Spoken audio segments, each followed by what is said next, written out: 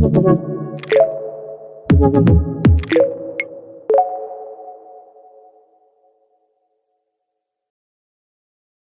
good day, good evening. Welcome, everyone. It's so great to have you join us today for a live KabU Q&A session with Senior Kabbalah Instructor Tony Kosinec.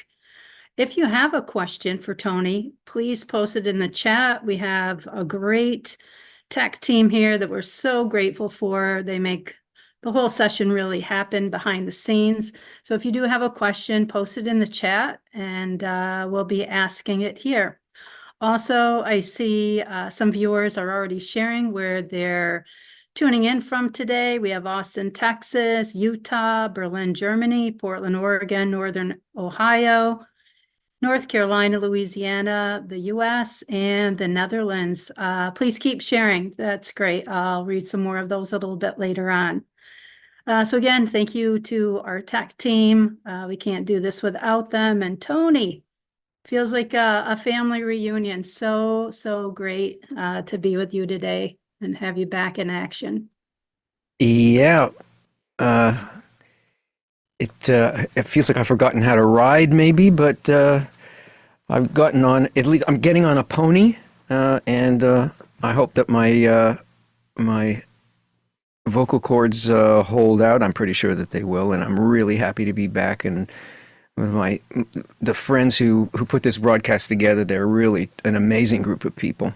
This is all done by friends, volunteers, people who share the same value and path, and make sure that we can share this with other people so that they can also enjoy the beauty and the pleasure of the spiritual world. Each time I open this thing, I'm looking for a way to express what Kabbalah is. Because, well, there are students that watch us, and then there are also people who are not studying and are curious. And there's a lot of misunderstanding about Kabbalah. Today, it strikes me that a simple way of understanding Kabbalah is that it can all be seen within the framework of love your friend as yourself. And that this command to love and the equality of love over everything and every one that we see and relate with is the beginning of the process, and it is also the end of the process. It's the beginning of the process because it's impossible. When we're told, love your friend as yourself, it's giving us a secret. It is the general law of reality. It is the general law of nature. But we're not capable of doing it. And the way that we understand it usually is be nice, give charity, do what's necessary on the outside. But the commandment is not about the actions. Yes, it ends in actions. But the commandment is about the truth in the heart as to whether we want this and are doing this. And no, in our nature, we are completely incapable of doing this. It's an impossibility. And it's interesting, how can love be commanded? You either love or you don't love. You can do certain things, but you can't force your heart to love. Love has to come out of a need. It comes out of a kind of a deficit for a connection. And this love your friend as yourself means that we have to develop this profound desire to connect and serve other people. And it's not simply that we end up as nice people, but love your friend as yourself is like the opening of a great funnel in which all the different pieces, segments, elements of the cosmos and all of the struggles of the human heart fall into that great big opening. And through the methodology of Kabbalah, eventually come down to the opening at the bottom, this tiny one, in which all the elements in creation and all the shattered parts in our own heart and the brokenness between us and other people all come down to a complete change in our perception of reality. Because it's impossible to love unless we see differently, unless we feel the absolute unity of all of creation as a single thing, including us, and we feel love for that in our heart in exactly the same manner that we feel concern for ourselves. At that point, our perception of reality is completely changed, and we're connected in the heart and in our perception to absolutely everything. And the way that Kabbalah brings us to this is through a methodology. And the methodology, put simply, I mean, it involves many things, but you could break it down into two. And that is, it involves the intellect in a very high science, something way beyond the material science that we have, a kind of physics of the soul, in which we relate to texts and eventually completely exhaust the ability of the mind to bring the change in perception of reality, even though we're dealing with things that already are way above the science of this world at this point. And then once we're at that point where we must go beyond intellect, intelligence, and reason, without losing our reason, we learn about the relating to other people in a very fixed, formal way in which the love of others can truly, truly be tested. It means that we have to look at what our relationships actually are with other people. And it is there that all of this correction and the final change in perception of reality occurs. And Kabbalah provides both parts of this in its methodology and brings us to a complete interrelation, living in what looks like the same world, but it's not the same world. It's the deeper root spiritual level of the world that we see, and to a point at which we are no longer separate parts in a material universe, but a single heart that loves, like that commandment, love your friend as yourself, which is the way that the Creator loves. Let's get to the questions. Okay, thank you, Tony. You spoke quite a bit about love, completeness, and having a single heart. Zealot Minds is wanting to know, what is the spiritual root of hate or egoism? The spiritual root of hate is the Creator's love. Because this opposition in us, the only thing that was created is actually the will to receive. There is either the will to bestow, which is a force that we call the Creator, or there is the will to receive, which is the creature. And everything other than this will to bestow is the creature. The fact that we encounter hate, fear, and what we think of as evil is given to the will to receive so that it can develop the right desire to reach that level of involvement and concern with everything and everyone. If we didn't have this, there would be nothing to develop a desire, because we would be totally complete in the first place. And since the only thing that was created was this force that is both us, the will to receive, that is the creature, and something that we don't want, which builds a desire for the only other thing that really exists in reality, this force of bestowal. So the impetus for creating something like that, in other words, the root of it, is the love that the upper force has for the creature that it created.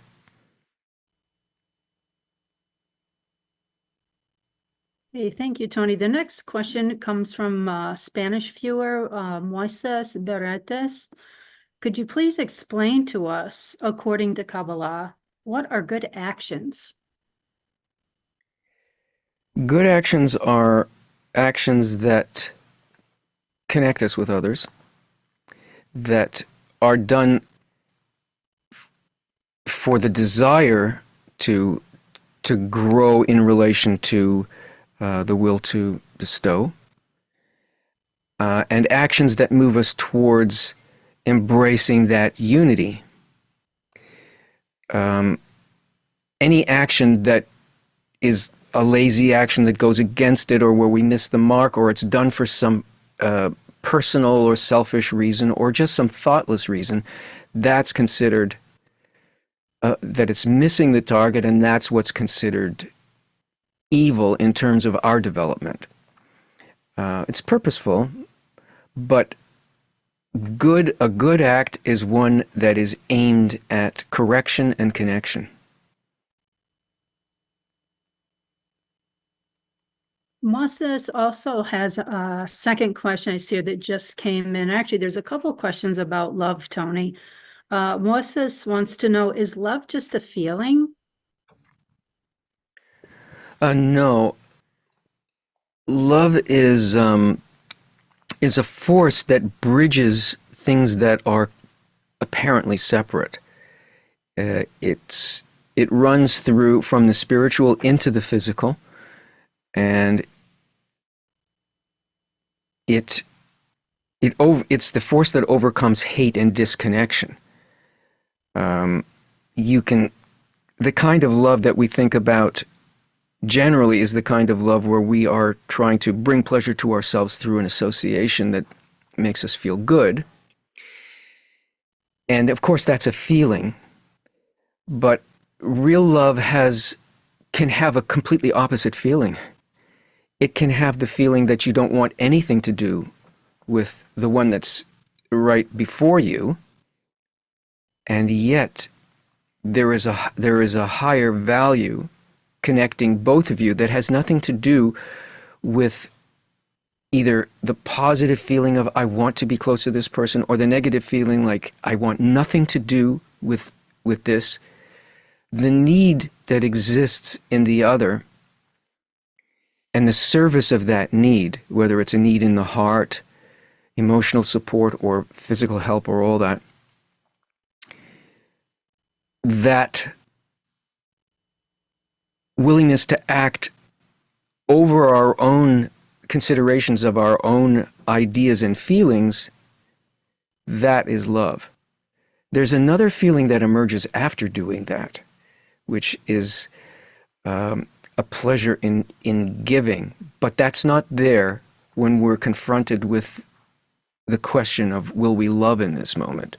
It only comes after the fact, and it's a very different feeling. It's a feeling of being connected to the upper force and realizing that we are capable, even if it's just in a tiny bit, to be like it and to serve it. Giselle Leva also has a question about love. Given that in this world humanity is divided into men and women, I wonder if the command, love thy friend as thyself, applies equally or similarly to both men and women or not. It's exactly the same. There's no difference really spiritually between the development of men and the development of women. The way in which it happens may differ, but the essence of the thing and what's under development is exactly the same. Yeah, so it applies. Okay, the next question comes from Abari Henry. Hi, Tony. Is refusing an egoistic pleasure desiring an altruistic pleasure? Um, no, no.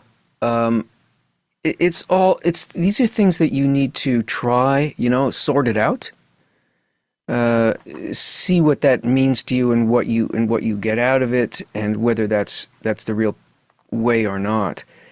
Um, the desire, we don't have a desire for an altruistic pleasure.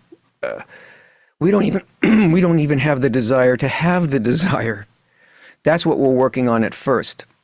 It's so completely opposite to the way that we're constructed that it takes a very, very complete involvement, and it takes a lot of uh, different components of correction that brings us to a place where we can even understand what that phrase that you're using actually means.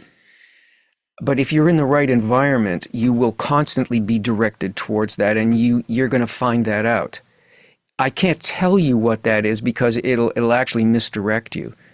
Uh, if you're in the right place to discover this, and you will discover it. It just you need to fight to keep that important to you.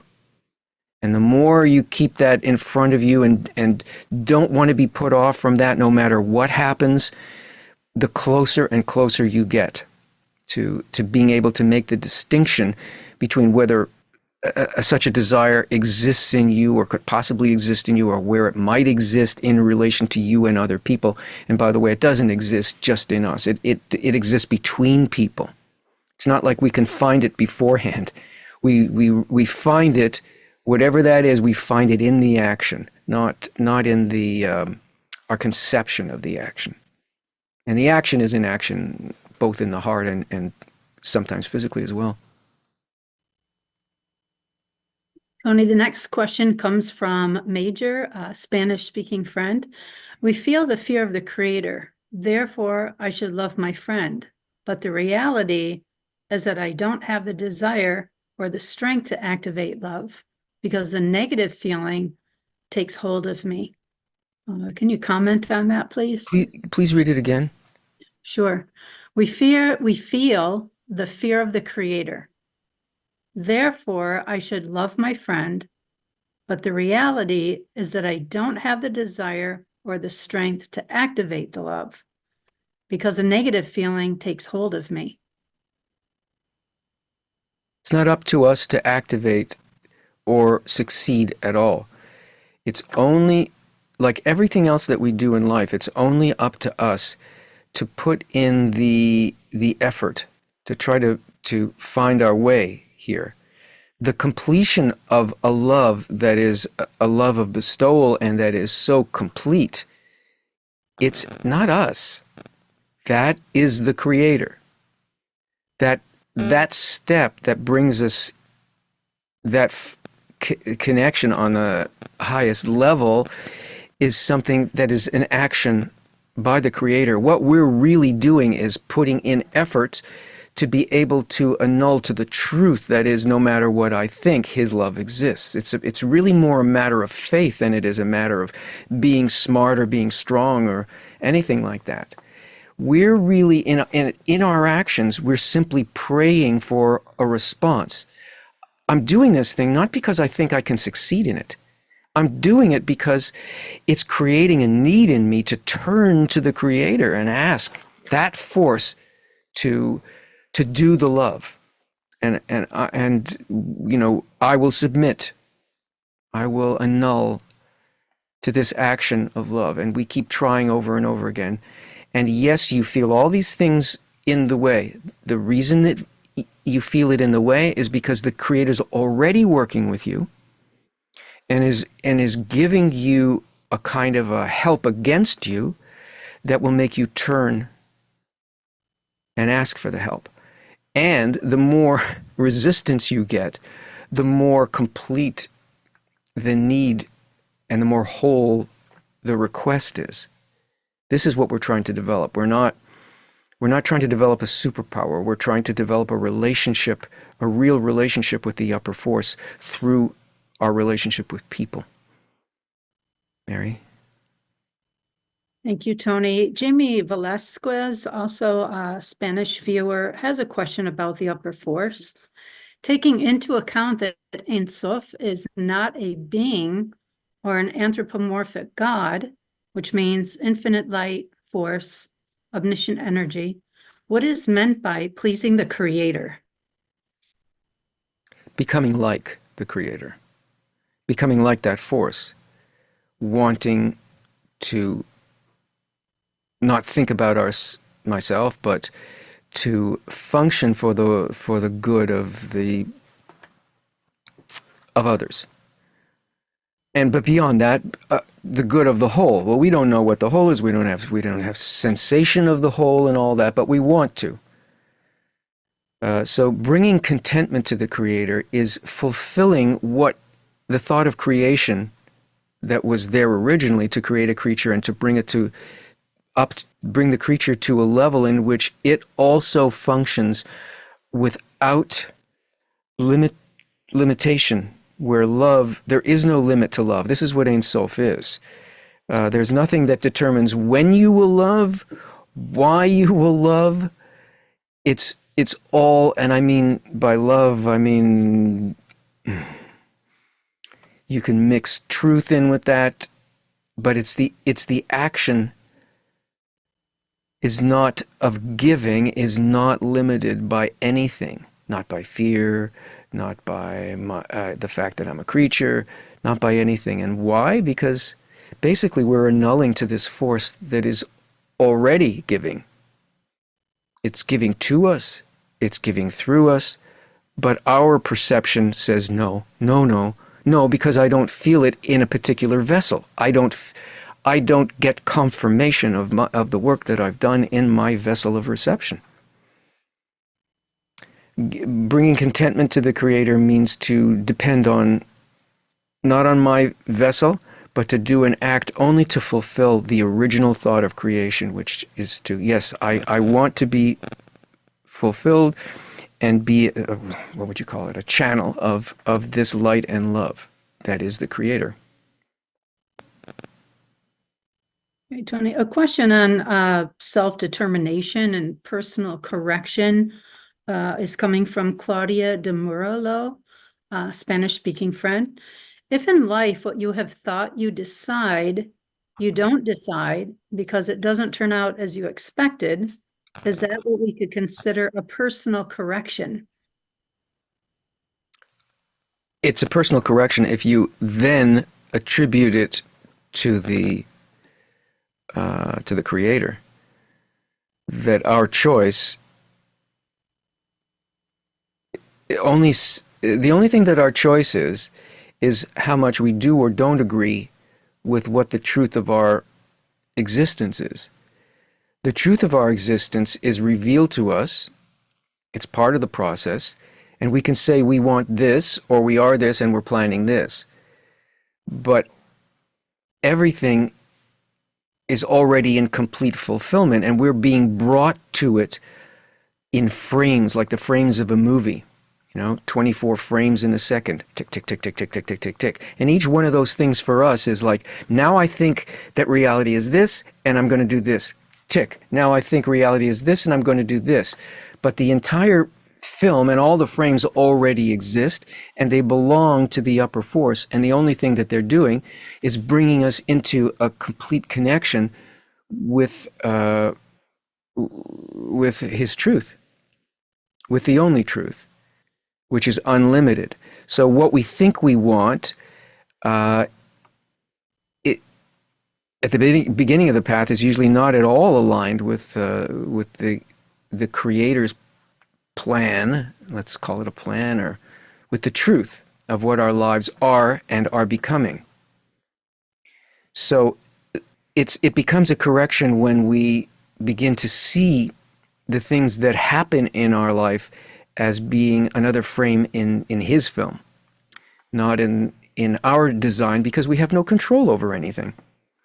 And what we want, and the place in which we will be free, in absolute freedom, is when what we want is also aligned with the thought of creation and the whole arc of our development, when that's what we want, or at any moment when we feel that we didn't get what the ego told us it wanted, we're thankful and jump onto that and now go with that and understand that it came from the highest place in which from which all of reality flows. That's a correction.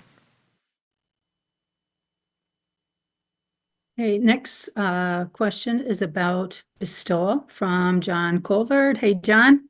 Hey, John. Great you're with us today. Hey, Tony, how by our actions do we come to the quality of bestowal and take on the attributes of the Creator? Is this something the Creator gives, or do we earn it?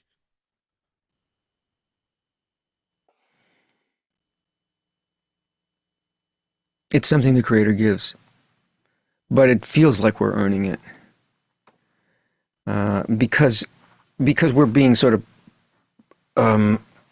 impressed by the forces of nature that are moving us from a certain kind of desire to another kind of desire. So we feel that pressure.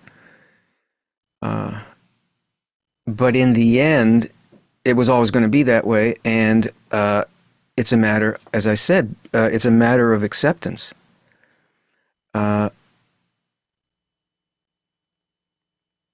We are open to seeing the Creator's action after we've made efforts. It isn't a reward, it's actually a finding. You discover this, you just find it.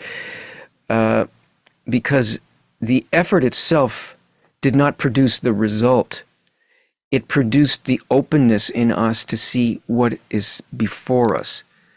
So we can feel it as though it's earned, but in the end, it's all a gift because there's only one power and force and source of everything that we experience. I hope that answers it. Dave from Grand Rapids is asking, what does he who comes to purify is aided mean in the work? Now,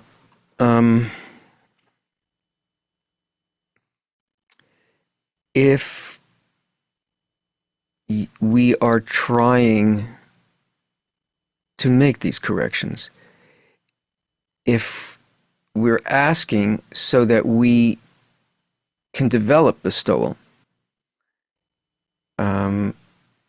if in the face of some difficult event or something unacceptable or a difficult friend or whatever, we turn and we ask to see this in its correct quality, to understand that it's from the upper force and there is nothing but the upper force, but we can't.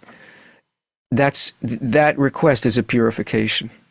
Even if you can't put it in words, request doesn't mean, oh, please give me this because I screwed up with that and I don't understand how. It's like the feeling, rather the feeling that one has that I know it shouldn't be this way. I know that I have before me a target, which is what I'm learning from the texts and so on about what the higher and highest realities are, and I want to be able to feel it. I want to be able to live that. And that's purification, the alignment with the intention of the upper force. Oh, and by the way, aided is that there's always a response to that. Always. It's a beautiful thing. That it's like the only problem and the painful aspects of our life come from like not being willing to truly feel the dependence that we have, and that there isn't anything in the worst circumstances. There's usually nothing we're going to be able to do unless, in the first place, we put ourselves in the hands of the upper force. After that, we're wanting the right thing. So that prayer is immediately answered because that's the reality. We were just holding ourselves from it. Mary? I'm smiling because at the beginning of the broadcast I said, I'm going to get on my pony. Now I see you on a white steed racing toward the creator. Amazing. So great to have you back. Thank you. Okay, so Renee Jacobson is asking, to bring love to all without limitation is a part of altruism. Is that correct? It's beyond altruism if we're talking about altruism in the sort of psychological, sociological way. Yes, altruism means that the actions are aimed outward. It's not, but it's not just the actions, it's the true intention behind why we're doing something. Yes, so that is correct.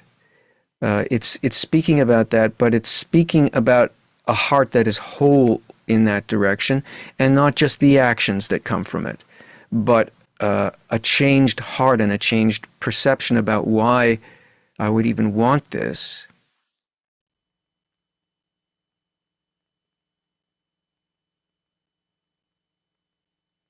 Yeah, I'm done. I'm sorry. I didn't know if my computer froze. It does that occasionally. Oh. I'm going to go to some more locations that are being shared. It's quite impressive, like every broadcast we do. So we have friends viewing from LA, Michigan, Israel, Canary Islands, Ohio, Mexico, Argentina, Nashville, Tennessee, the UK, Winter Park, Florida. Doesn't make sense. Winter Park in Florida, Bulgaria, Netherlands, South Africa, Venezuela, Costa Rica, Pittsburgh, PA, in the US, India, another friend in Tennessee, Ethiopia, Flint, Michigan, Sweden, Grand Prairie, Texas, Serboa, Colombia, Brazil, Michigan, Vermont, USA, Portugal, France, Peru, Los Cabos in Mexico, Mount Vernon, California, and Chile. So thank you. Keep sharing. I'll read some more of those later on. Mary, I got a request through a side channel here from our production chat that says that there's somebody who's posted a question twice, and so could I answer it? So yeah, I'm going to do that. The question is, I would really like to know, how come you and other Kabbalists speak extensively about the Seirot but never about the Klipot?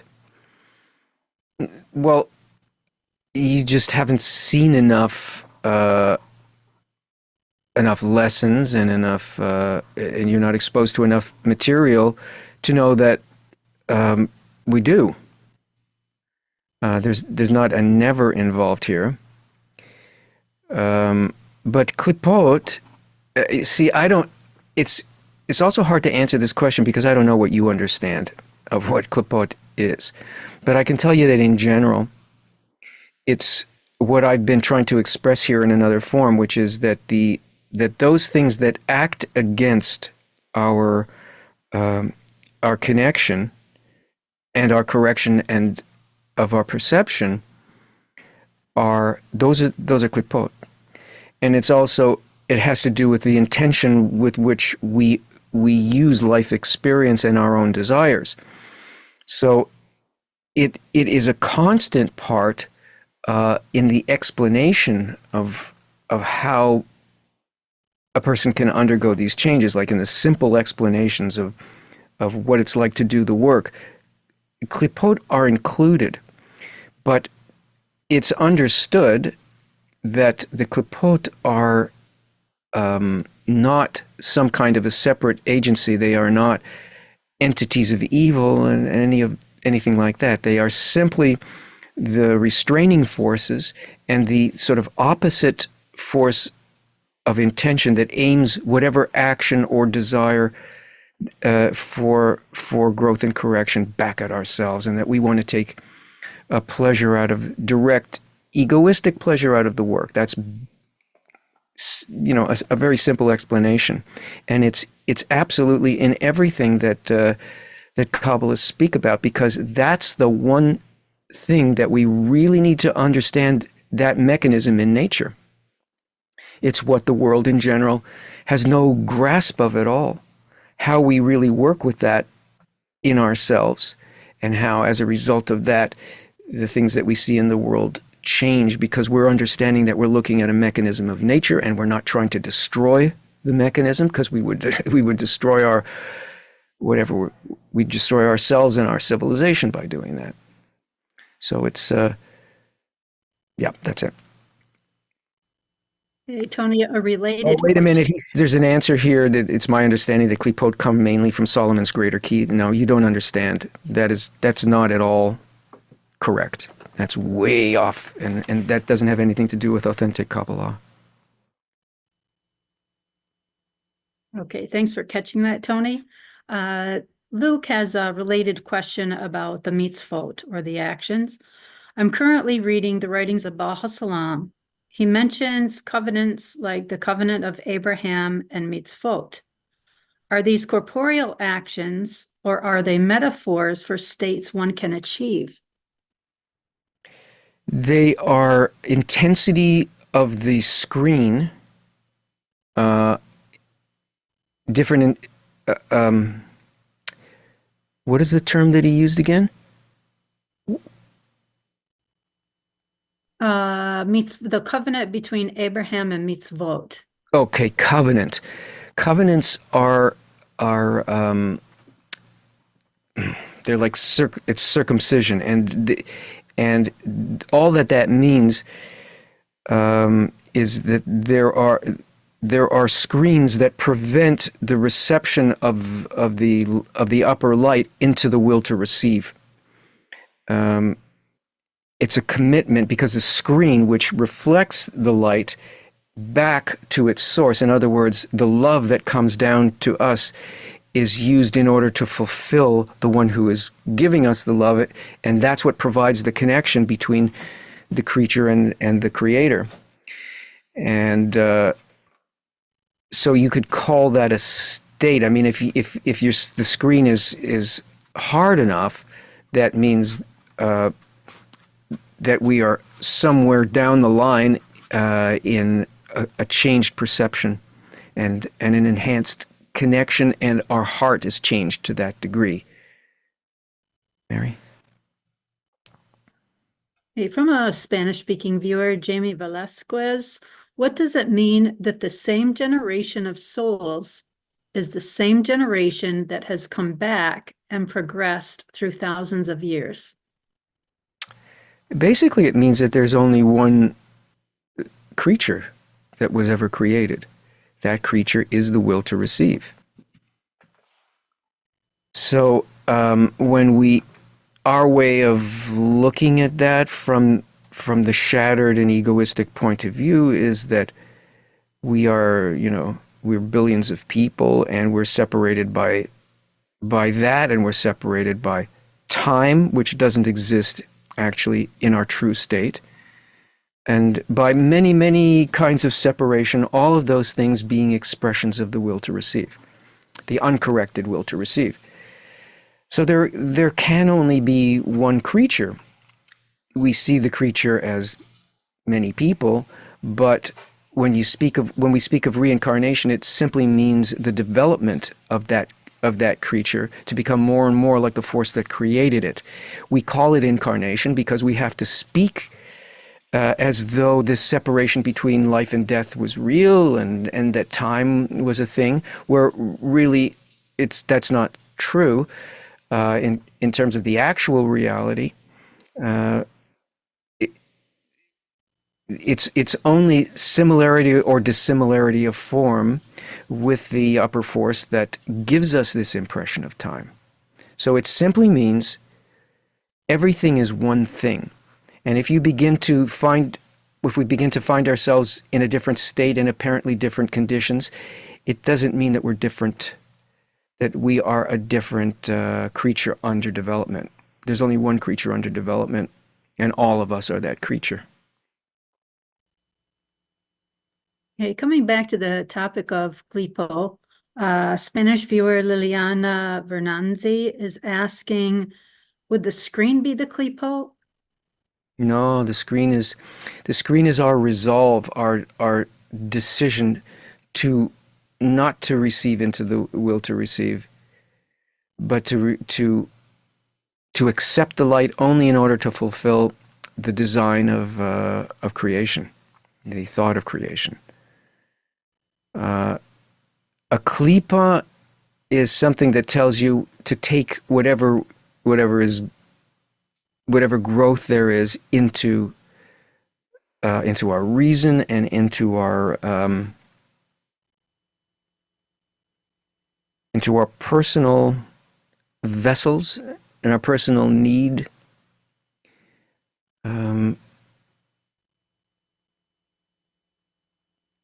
The screen makes certain that we don't do that, or gives us degrees of not doing that. It's the intention that aims whatever desire appears or whatever pleasure appears back in its correct direction and aligns with the reality behind our existence. Okay, also, Tony, the viewer who initially had a question about the Klipot, he wondered if you could nudge him in the right direction to learn more about the Klipot. The way to, well, first of all, it's an unimportant issue. What's more important is the right direction is to get the fundamentals of Kabbalah in such a way that the assumptions that we have, I went through this, so I'm telling you not because you're wrong, but because your search is right and you find yourself in a particular place. But one needs to grasp, be taught the real fundamentals of Kabbalah from a living Kabbalistic lineage, and from texts that came from that, not from interpretations of it and all that.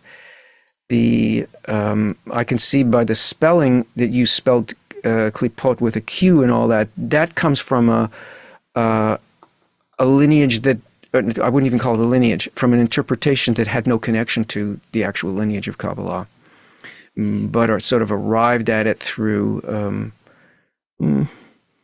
putting together a bunch of different things, some of which are Kabbalah, some of which not, but without the benefit of oral teaching. So the fundamentals of Kabbalah exist in certain books, and those books, those texts are available at KabbalahBooks.info. You can find the text there will expose you to the real principles. You could start learning at KabU. You can start for free. I think there's a free trial, and Mary will tell us about that later. And you can get exposed to those materials, and it'll begin to change the way you perceive and what you're asking about in a way that aligns with how the upper force wants to answer you. These books that talk about Kabbalah but are not Kabbalah, well, they do a great service. They touch the right curiosity and the right need in people, and they bring people eventually to a place where the real fountain of this knowledge, love, exists. So it's kind of that's kind of like an awakening of the correct desire, but it's meant to bring us to a place where it's living water, not an interpretation. So maybe try out KabU, or take a look at the authentic text that you can get at KabbalahBooks.info. Okay, the next question comes from a viewer on Instagram, Inte Barata or Barala. Does everyone perceive the same reality? No, not until you get a lot closer to the goal. Everybody perceives a completely different reality with some, some things like blue looks like blue or whatever, or we call the same thing blue. But the more that we develop, when we start to enter actual spiritual states, everyone who enters a state like that really is perceiving the same thing. And when you can speak to somebody who is in a same state, and they will recognize what it is that you're, pointing at or whatever, referring to in terms of what's happening in the heart and in the mind and so on. Eventually, we all see the same thing, but we don't. We're already kind of seeing the same thing, but we don't feel it in the same way, and we don't acknowledge it really as the same. But eventually, yes.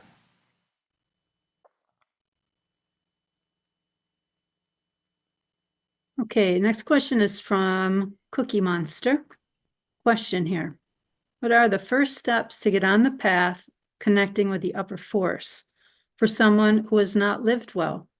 Thank you. I'd say stop eating so many cookies. Yeah. It doesn't matter how you've lived, and the fact that you've lived in a particular way that you're calling bad is help against. It's there to create a desire for the right thing, and it sounds like that's what's happening to you. You get started by learning. You start, you expose yourself to the right stuff. You take the steps that you need to take, and you don't run away. And this is not a science only for the good people. It is a science and a methodology for the people who truly desire it. And there is no good without bad. Bad and good equals good or very good. And this is the force that we need to understand, to work with, to give ourselves a break and understand that we wouldn't come to wanting the truth, meaning the ability to be like the upper force. We wouldn't be called, so to speak, if the heart wasn't at a point where it was worthy to be called. So you can start anywhere with the real stuff, and because you have a need like that and want to go in, you're learning from the opposite direction what it is you actually want. That's how nature works. So yeah, you're in the right place. Good luck. Hey, we have another question from Liliana Venanzi, Spanish-speaking friend. What are soulmates? Everybody's your soulmate. because our soul are others, is the others, and our reaction to others. So, and I'm not a couples therapist, so I can't really answer that question. But I would think that the selflessness and the utter desire to be connected with another because you want their best and you feel what they need, and doing that for them makes you feel connected to something bigger and higher, and the world seems beautiful because of that, and you feel like it's affecting the essence of your being, what we think of as our soul. That's a soulmate. And there's also a sense of something being predestined, that people, I think about soulmates. Everything's predestined. But it's whether or not we are going to invest the wholeness of support and love that we give to somebody that we consider to be a soulmate. That's whether we're going to do that individually with people, a person, or are we going to see others as soulmate? Love your friend as yourself. If you love that person as yourself, that feels like a soulmate. Okay, next question is from Jamie Velasquez. Taking into account that beings evolve spiritually, either by the path of suffering or by the path of light, all at their own pace, is there any event that will occur in the year 6000? You know, this is, so to speak, Kabbalistically speaking, this is the 6000th, the sixth millennium. And it means a transitional state across, in your heart and across all of humanity. And we're already seeing that. What we're seeing and we're feeling it as a pressure of absolute separation and hatred, the dysfunctionality of our institutions and society and so on. It is a help against bringing us to the need not to fix broken material things and fix the economy and that, but what's really sitting on our heart, and this is the thing of this sixth millennium, is that we want something beyond the material. We want a connection to true peace, which means love over hatred. To be able to conquer this, we can see, or it seems to us that nature and all of the forces of society are saying you won't survive if you don't learn to love your friend as yourself. Because the world is so completely interrelated. Everything is seen, everything affects everybody else, and if we don't have that kind of impeccable intention, we know things are going to get completely screwed up. So we feel it. So this is the border on the sixth millennium. It doesn't require necessarily a particular action, but it's really, and it might. But if this is what we want, then what it's describing in a way, it's just giving a demarcation point in which we move the motivating force of our life from an egoistic focus into an altruistic focus, because we're realizing that that's what life is, and we're beginning to want it and need it. We're moving into the spiritual. Thank you, Tony. Reza has a question about free will. How does Kabbalah define it in accordance with fate? Aligning with the will, the actual reality is free will. We don't have to. We are given the option to resist, to drag our heels, and to not want to connect, not want to serve. And we're built in a way that is kind of repugnant to us. So that when and it seems like, well, if the Creator does everything, if the upper forces really creates all of reality from beginning to end, and my desires aren't really mine, and it's all, that path is already all there, then there's no free will. No, the kind of free will that exists for us is one in which we become free of absolutely everything, because our desire begins to align with that law of your friend as yourself, which also means that everything is predetermined and there's no time, and that this ultimate fulfillment will occur. If we align with that, even though in our nature says, no, I don't want that. I don't want to go that way. I want to fulfill my egoistic vessel. When we surrender to that, surrender is not right. There's a kind of an annulment that happens, but in the end, we find that we want that very same thing, that's actually the ultimate thing that we want. The thing that we're resisting is the thing.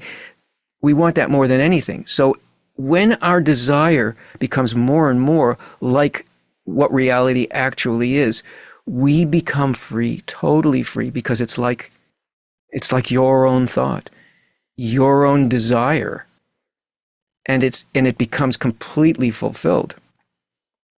So the choice is about the alignment with the truth.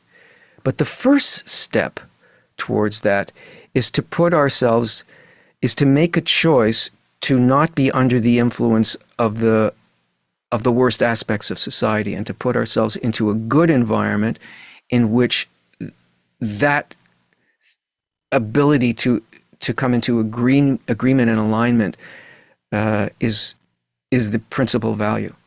That's what teaching Kabbalah is about. It creates an environment for people, and learning Kabbalah, it is an environment in which everything only points to that. So if you make a choice to put yourself into the forces of society that are leading to the fulfillment of your existence, that is a huge act of free will to pull yourself out of the forces of society, not the society, that point everybody towards egoism.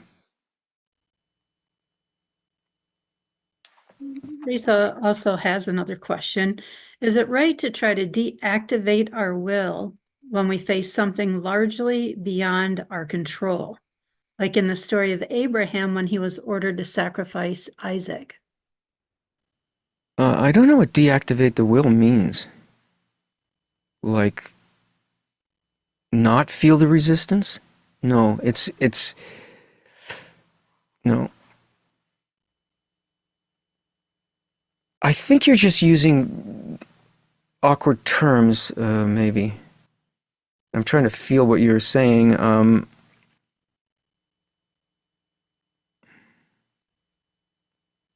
No, it requires, this requires taking a step of faith above reason. This means stepping into a completely different realm where we put ourselves. Here's the thing about reason and faith.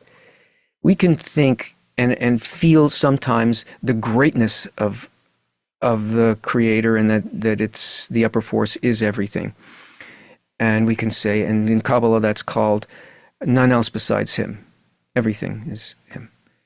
It's easier to agree with the fabulous greatness of the upper force. But it's really hard at the same time to agree that what we're experiencing, one of the highest names of the Creator is good that does good. Good that does good. To be able to say, okay, this is good that does good, even though I feel completely the opposite, is called faith. That is, it is not based on my reason. It's based on my highest desire to be connected with the truth that whatever is occurring is good. It's good, whether I see it or not. So that's what Abraham needed to do. He needed to move into this is good that does good, despite what my reason tells me here. But there's no point in doing that unless we're not really being asked to sacrifice our children. We're being asked to sacrifice our conception of the world and what we need to bring us to our next corrected state. And those steps happen through what we call faith. I'll leave it there. I think it's time for announcements, right, Mary? Yeah, you got it, Tony. Just a few other locations that friends shared with us. Viewers from Minnesota, Finland, Plano, Texas, Leipzig, Germany, Ecuador, Venezuela, and Cancun. Thank you so much for posting those. So a few announcements we have here. If you want to join KabU, by the way, if you join now, there's a private session in the next hour with Tony. More informal, you can ask questions, follow-up questions. So please keep that in mind. So if you're not already a KabU member, then we do invite you to join. You can see the link in the chats. You'll gain access to several Kabbalah courses from beginners to advanced. You can join the world's largest online Kabbalah community. The ability to ask senior instructors' questions in a student forum, so you have access to ask questions anytime you want, access to a KabU exclusive weekly webinar, and you get access to the next Kabbalah Revealed course with Tony that starts on August 11th. So that's just a few weeks away. You can also support KabU. If you find our content valuable to you, you can support in one of two ways. You can become a KabU member, or you can make a donation. It's always appreciated, helps to support our broadcasts and maintain all of our services. So if you have more questions, please sign up for KabU, and you'll get invited right away to the second hour with the live Q&A with Tony, which continues. For all the people who asked, whose questions got through, and they were really good questions. Had to dig deep for it. And for those who didn't get their questions answered, I'm sorry. It's just, it's not possible to answer everybody's question, but I hope that what you did hear helped in some way. Thank you so much, Mary, for keeping everything in order here. Yeah, thank you, Tony. Feels in order when you're here. And our whole team, very grateful to our whole tech team. Thank you, everyone, for joining today. Bye-bye.